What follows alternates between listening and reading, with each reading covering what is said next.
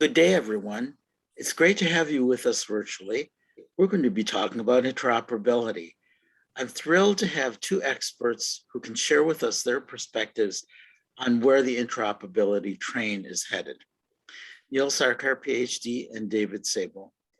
Let me begin by asking both of our panelists to introduce themselves. I'll ask each panelist to introduce himself, a tiny bit about his background, title, role, and organization, and how that relates to our topic. So welcome, gentlemen. Neil Sarkar, why don't you go ahead first?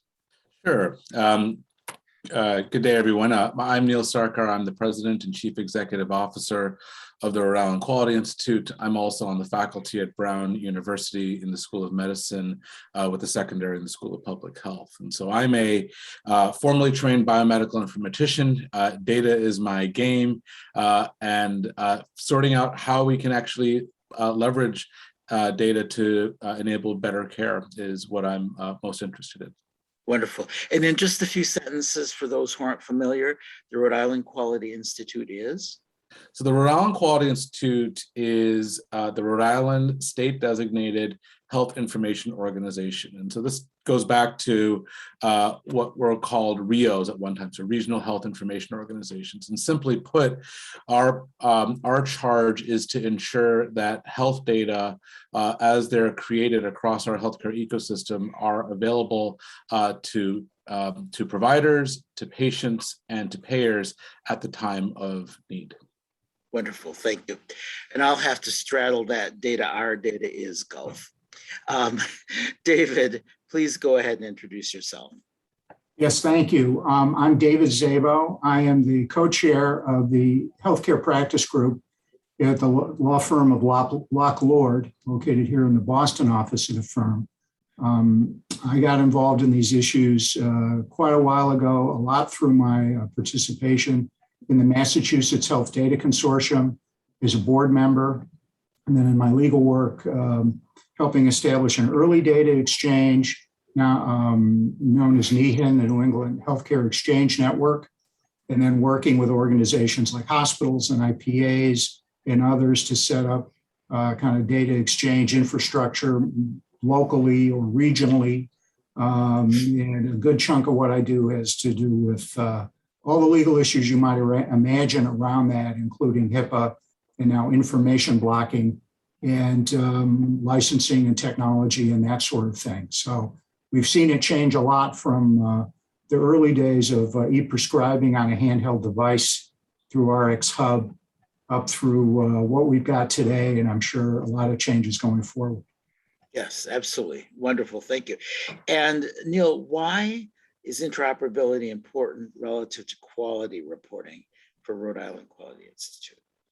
So healthcare quality, so the act of getting the best care that you can get at a clinical encounter depends on understanding what happens. And that really relies on data. And making sure that it's not incomplete data. So one thing that we do really good in healthcare is we move around packets of incomplete information about patients. And so what the Rhode Island Quality Institute's primary charge is to piece all those puzzle pieces together so that we can actually tell you a holistic picture of a patient. And that's really important now when you start to look at things in an aggregate, such that when you have say a patient population, to understand everything about that population, piecing together whether someone got their flu shot at a CVS Minute Clinic, they went to a primary care office in health system A, they showed up in a hospital in health system C, all of the information about an individual is put together so that when we do actually put out quality measures, which a lot of times reimbursements are based on, we actually can tell you the complete story. And that's a lot of what we try to do at the Rhode Island Quality Institute. Perfect, thank you so much. And David, tell us real briefly how you see privacy and security for patient data, for patients tying into the forward ongoing evolution of interoperability. So it's an interesting question. I mean, I think in one way, privacy in particular is kind of a gating condition. If people don't have confidence that the information about them is going to be used for appropriate uses, they're going to be very reluctant to allow their information to be used. And I think it's important to remember that while a hospital or a health plan or another kind of healthcare provider or organization, they may own the media of their record, they may own the information system, they really hold the information as trustees for patients, even if we don't legally use those words. It's for the benefit of patients and maybe secondarily for other uses, such as research, quality improvement, and things like that. I see the biggest challenges today in security. I think, generally speaking, going back to the bad old days when HIPAA was new, there were a lot of questions about what can I do with data? What am I allowed to do? What's really a secret? What can be used?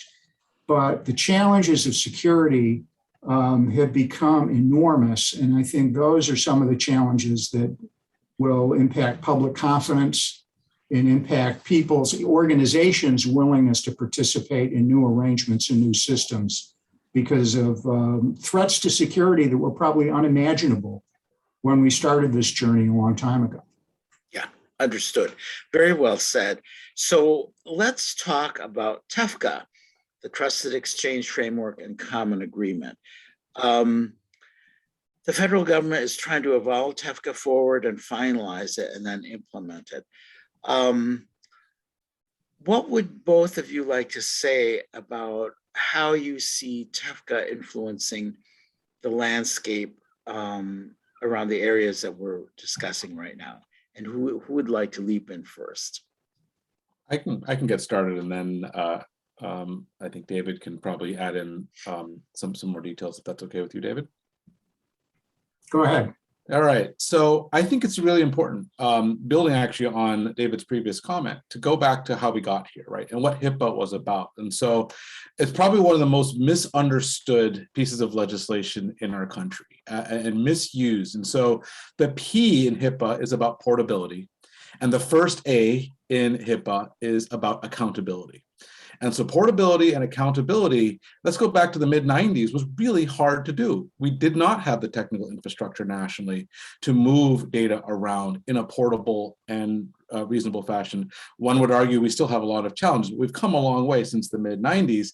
And then accountability. So when data move around, how do we hold folks accountable for making sure that the data are moving around in a way that is actually used for supporting patient care? And that's paramount. More than anything else, making sure that the data that we are making available is used for supporting patient care. Now, TEFCA is the latest in the evolution, right? And so now we're just saying, if we have HIPAA and we are able to move data around in a meaningful way, no pun intended, but with TEFCA, now we're saying, how do we ensure that as these data flow around, that there is actually the right framework that permits the data, so that if I'm in California, the data about me is available in the right way, in the right form, and that the data that is needed at that point is also available at that point of care. And so there's a lot embedded in TEFCA. We could probably have hours and hours where we talk about that, but I think it's actually a very, very natural progression and essentially a modernization of where we came from when we started the current journey that we're on in the mid-90s. Wonderful. Yeah, beautifully said. David, please add.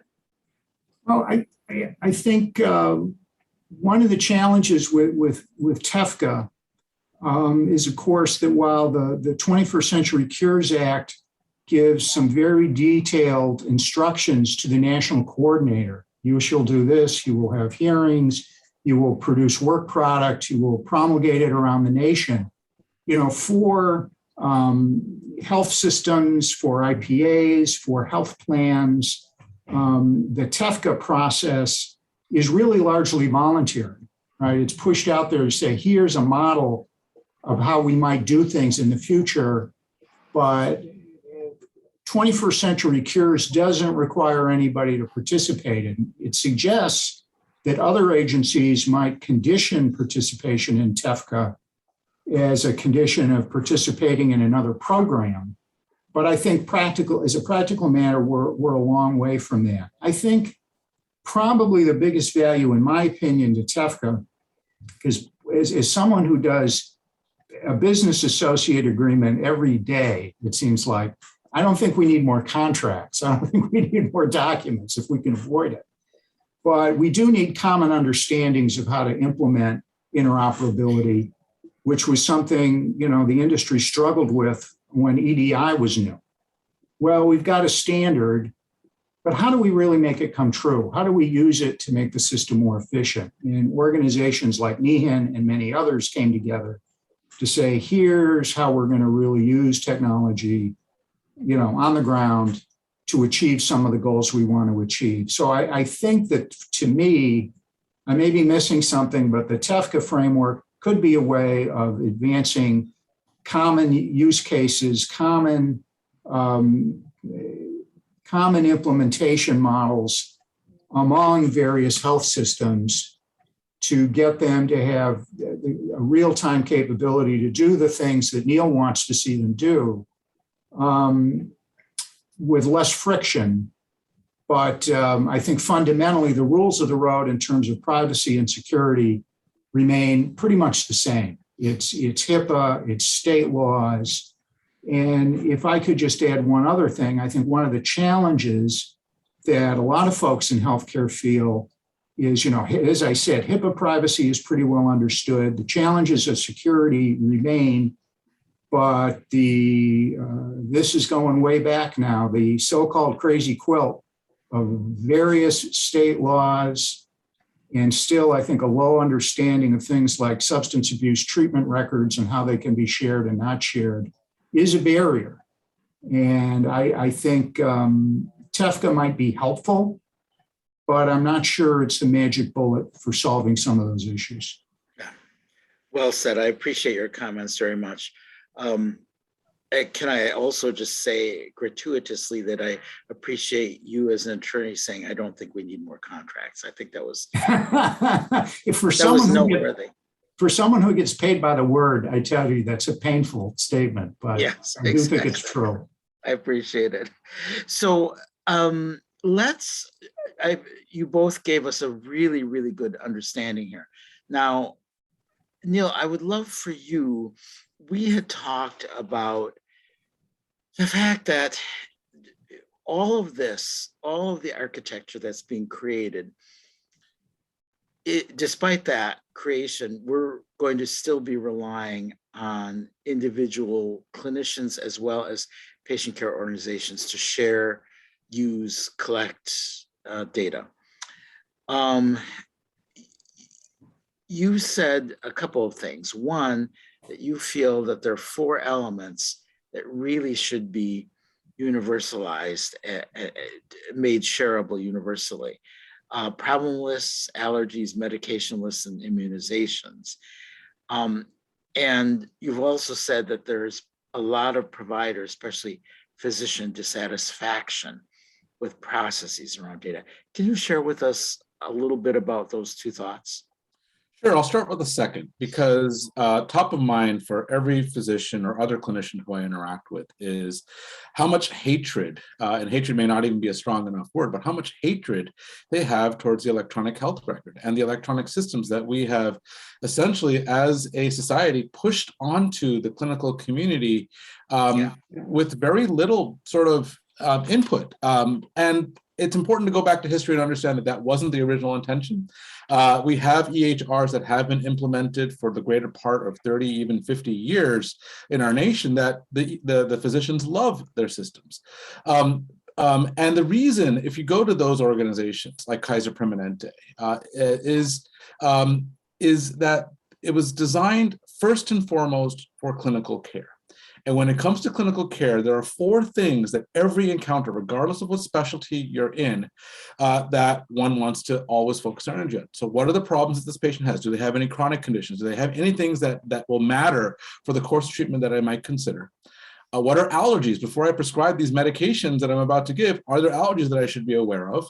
What medications are they on right now? And then what immunizations are they on? Immunizations is really important, especially right now, where we're thinking about things like COVID. So just getting those 4 elements is actually where most encounters benefit from the beginning and the end. You start your encounter with the PAMI, you end with the PAMI. So that sounds really simple, and yet we've now asked clinicians to do lots and lots of documentation, and it's actually not the EHR that's really at fault here. It's our nation's relatively archaic laws and rules and regulations for how we pay and justify payment of physicians. It's about documentation. So before, we were documenting on paper, and clinicians were able to actually outsource a lot of that documentation. Now we've put this electronic device in front of practicing physicians, and we've said to them, for those who don't know how to type, you need to learn how to type. You don't know how to use a mouse, we'll teach you how to use a mouse. You now have to enter your own documentation, not for the practice of medicine, but so that you can get paid. And this is not how you make friends with anyone. And that's actually a big underpinning of what ends up frustrating. And now we have these cute terms like pajama time. So physicians spend a lot of time, the first thing they wake up in the morning, when they get home from the clinic, just charting and charting and charting. And there are clinical nuggets in all of that documentation, but the majority of the documentation is tied to how we process billing, and how a payer now can say, I want you to make, before I will authorize this payment, you need to be able to document for me for this CPT code, this current procedural terminology code. You need to be able to justify in the documentation the things that you want to see. And that has led to incredible dissatisfaction, because we've actually sucked the joy of medicine away, which honestly was not the original intent of the electronic health record. The original intent was to say, what are the basics? How do we ensure that the basics are available for the right clinician at the right time? And then enable documentation to tell the patient's story. And so what we now have is we have documentation bloat, and to actually figure out the patient's story is really difficult, because in the end, physicians and all members of a care team are storytellers. They care a lot about the story of the patient and understanding where individuals are on their health journey.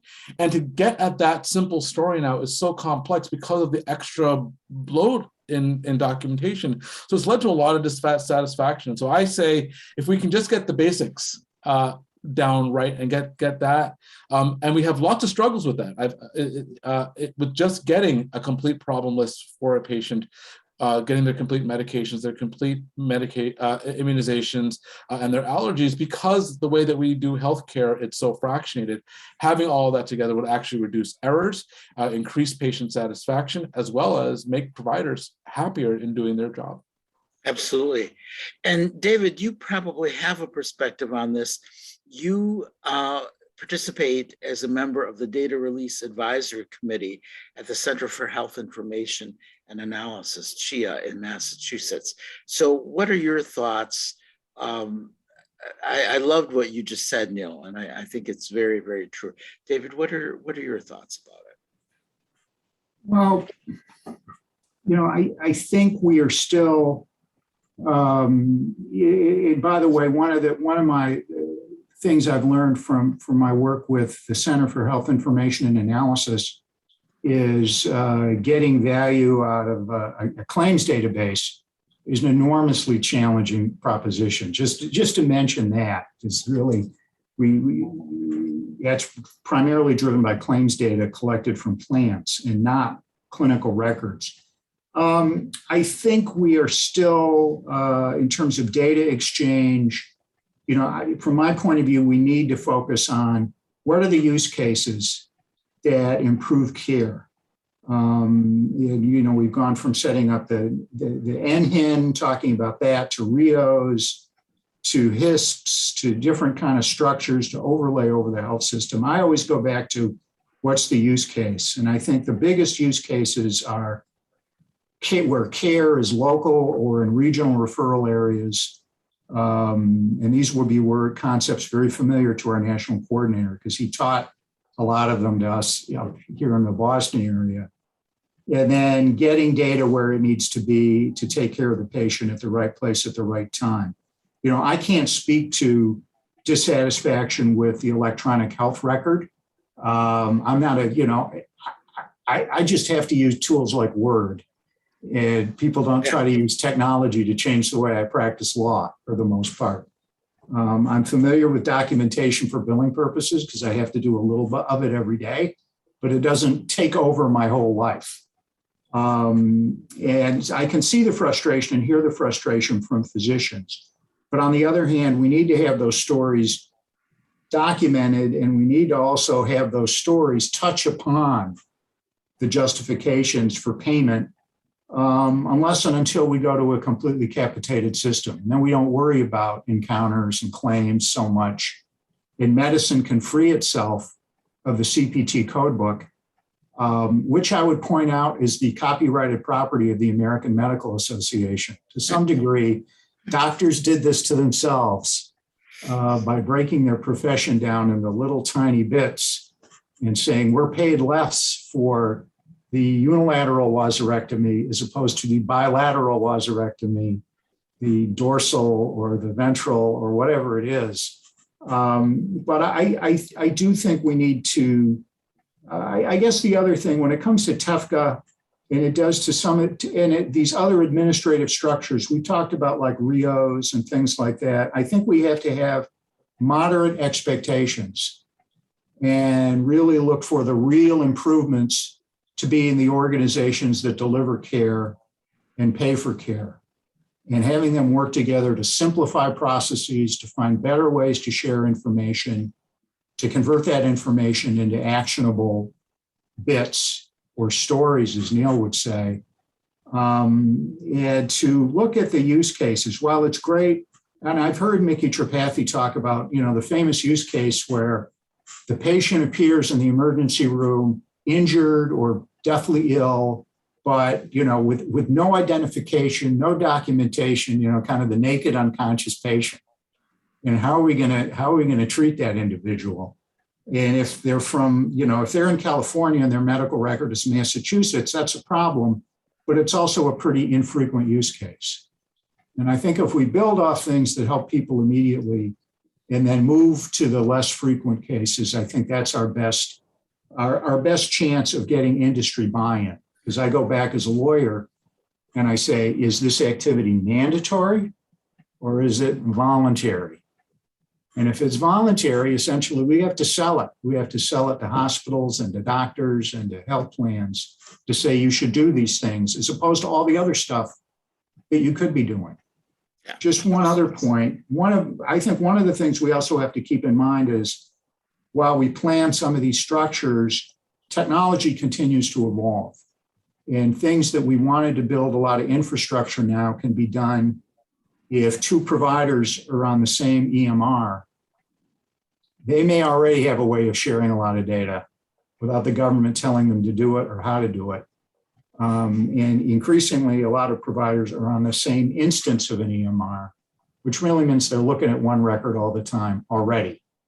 So I think understanding where the industry is going, where the vendors are going, and they don't necessarily communicate a lot with the government about all this stuff. They just do it.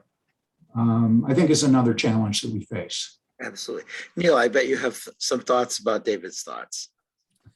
Yeah, I mean, I think that it's actually great that the vendors are finally actually leading the charge in terms of making sure that if there are other sites that are using the same EHR system or platform, that the data are flowing across, because that then actually makes what our focus is, organizations like mine, is not just moving the data around, but actually focusing on the quality of the data and focusing on those places where care is delivered that don't have access to those vendors. And in fact, that gets at one of the sort of the things in whatever, or if we're up to 5 aims or 6 aims, I've lost track. But one of the driving things now is making sure that we're equitable with care. And care should not be a artifact of whether you have access to a top tier academic medical center or you have to go to a free clinic. You should have the right as a citizen in our nation, or as someone who gets care in our nation, to have the best quality of care delivered to you. And the larger systems being on a common system actually allows RIOs and other organizations that are focused on interoperability to focus the energy on in the greater parts of the community, and actually allows for us to get after what many of us who entered into this business, the provider side, is that starts to get hopefully under more control. It's now getting patients engaged in their care.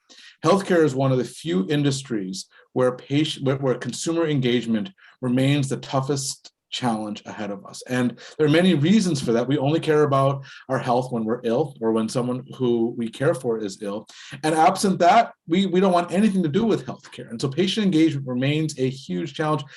Almost every major tech company has come in with their greatest patient health record, and they've all failed, miserably so. Apple's the latest to try it, and they're doing it in much smaller bits. They're not coming out and saying this is going to be the complete solution.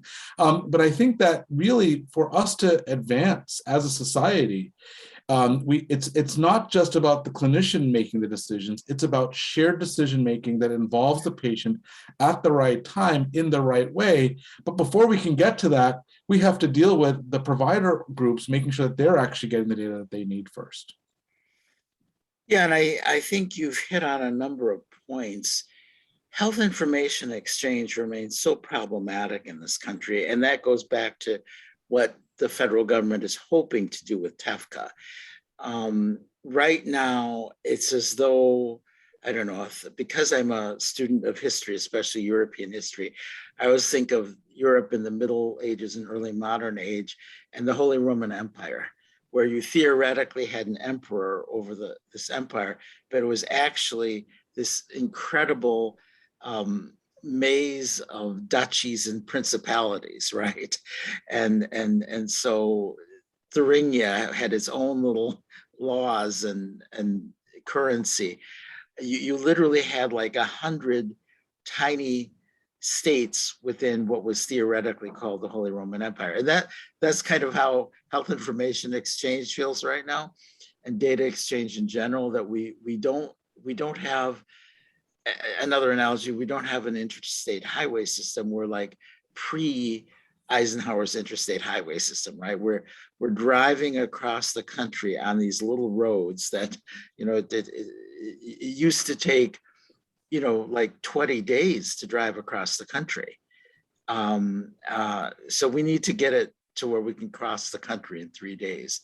And I think that it's interesting, David, that you brought up Mickey Tripathi's case of the naked identification less patient, because that is extremely rare that you have someone, a patient who's unconscious, at least not enough clothing that they don't have their ID, that kind of thing.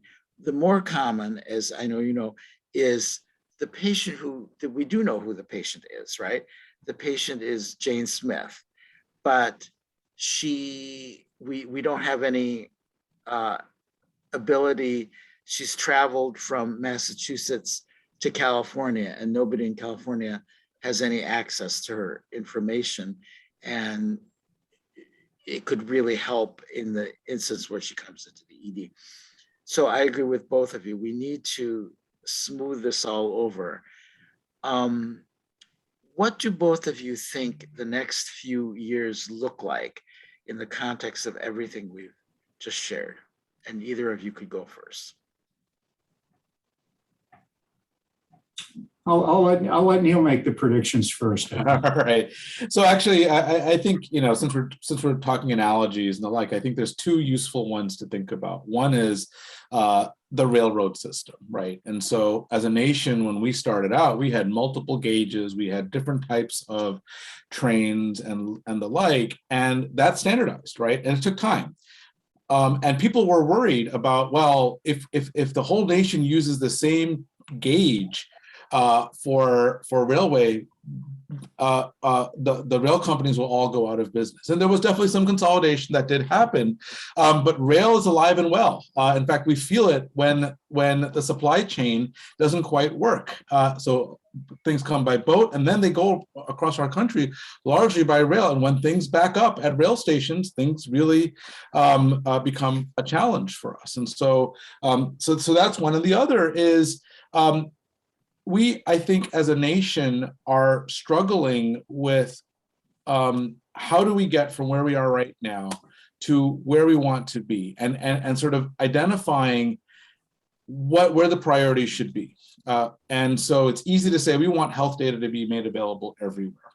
But to actually make that happen is really challenging. It's actually, I think, really heartening to see the large vendors now saying we can take some of that charge, and they're actually building the interstate now, point to point. So I actually think that in the next 5, definitely within the next 10 years, we will see increased interoperability between vendor to vendor, as well as definitely within vendor, but large vendor to vendor will actually fulfill the dream of interoperability, where standards are used, things that were referred to as the JSON report, which is a report that was written a few years back, that talk about this vision of, if we all use the same standard, doesn't matter what EHR system you're on, we will be able to move the right data to the right person at the right time. And so then one naturally then asks, so then what does a RIO do? What does an interoperability organization like mine do? We, as I was talking about before, we focus not on building the major highways, we focus on the blue highways, because healthcare in our nation is more than what happens in the large medical centers. There's healthcare that happens everywhere. We can focus more of our energy on telehealth. We can focus our energy on making sure that the rural parts of our nation are actually connected in and can get to a major highway, so they can actually get the quality of care they need to get to. I think we're heading in that direction. I think there's a lot of work to do, but I remain pretty bullish on the future because of the discussions like this that we're having today. Great. David? Well, I first start with a quote attributed to Yogi Berra, which is that making predictions is difficult, especially about the future. I think that a number of things we'll see. One is, I think we're going to have these parallel processes involving the private sector, technology vendors, provider networks, is going to create interoperability without regard to specific government structures or organizations like Mass Health Data that I'm involved in.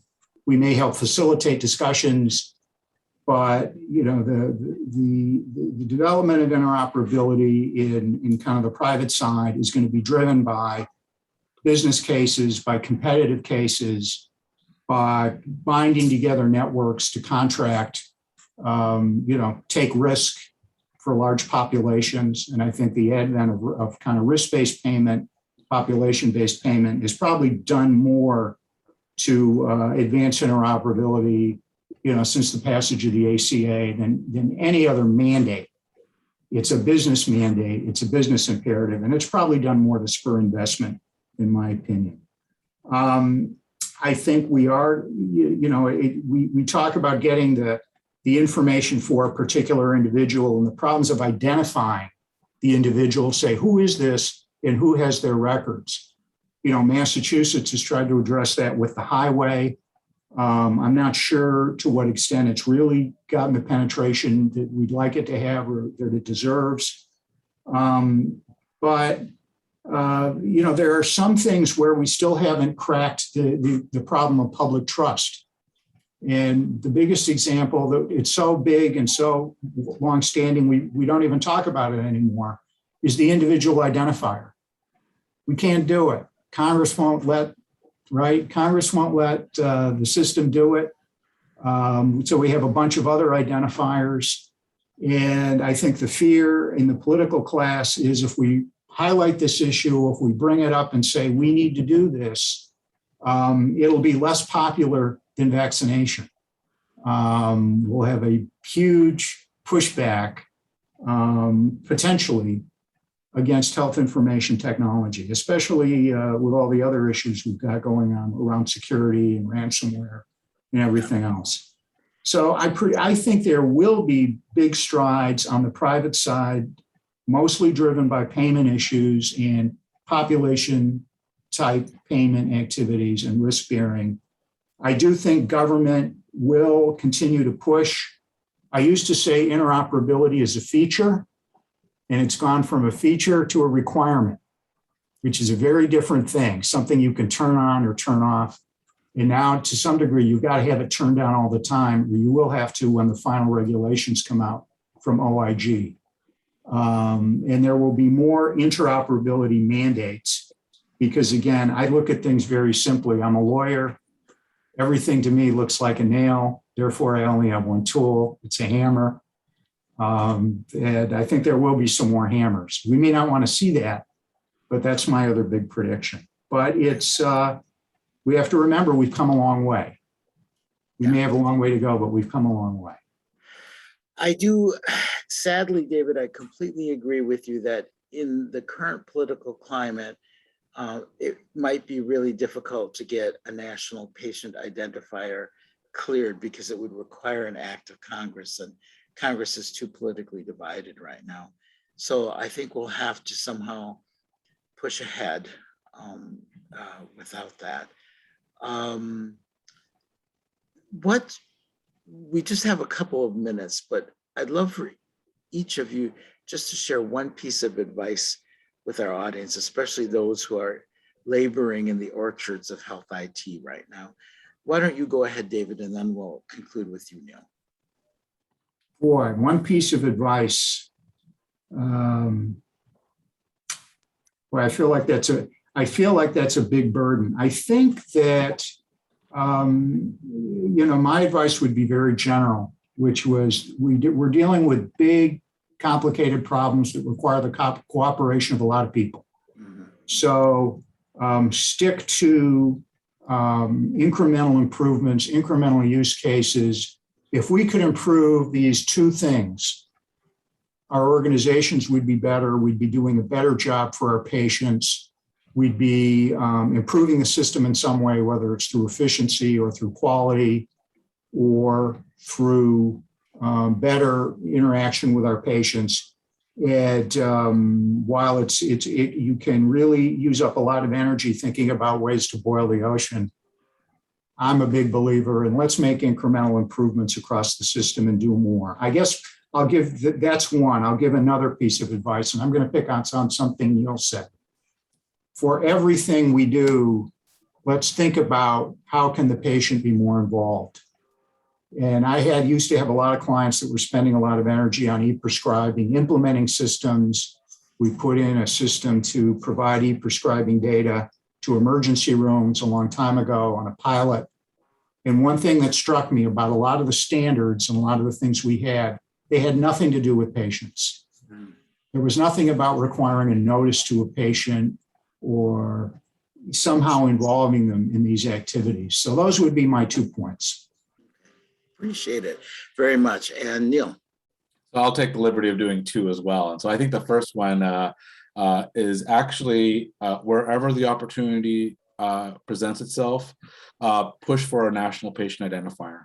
It has handicapped our nation in so many ways. It's tied to HIPAA. I mean, it goes back to a very political move that has actually handicapped our nation in fully fulfilling what we wanted to do as a nation. And we took away the ability to create a national patient identifier and didn't come up with a solution for what do we do in the meantime. And it's why we have the mess that we have. And so every opportunity that one has to encourage even a state patient identifier, that would be a great start. The second is listen to the doctors, the physicians, the frontline practitioners who have the stories, who are trying to provide the best care for the patients who present. They're the ones who we are designing this infrastructure to serve. And many times we don't listen, and don't listen to just the folks who understand the technology and understand health IT. Listen to the frontline practitioner who only sees us as a burden. Listen to what they are trying to get done. That in the end, that's where my PAMI list comes from. Every clinician who I've spoken to has said, I just want to know, does this patient have diabetes or not? If this patient has diabetes, I will go on this course of treatment versus that. I just want to know if this patient is on a ACE inhibitor or not, so that I know if I should put them on another ACE inhibitor. I need to know before I give this medication if they're going to have an allergic reaction, because I might get sued if they do. And I need to know that if they've had their flu shot. Very simple things, but there's probably others. And so I think we need to spend more time listening and less time telling our physicians that we know how to do their job for them. And they will very much appreciate your comment, very much so. Well, gentlemen, thank you both so much. This has been terrific. I know our audience has learned a great deal. You both brought a lot of insights to this subject. So I want to thank you both very much. And this concludes our session today. Great. Thanks for having me. Thank you very much. Thank you.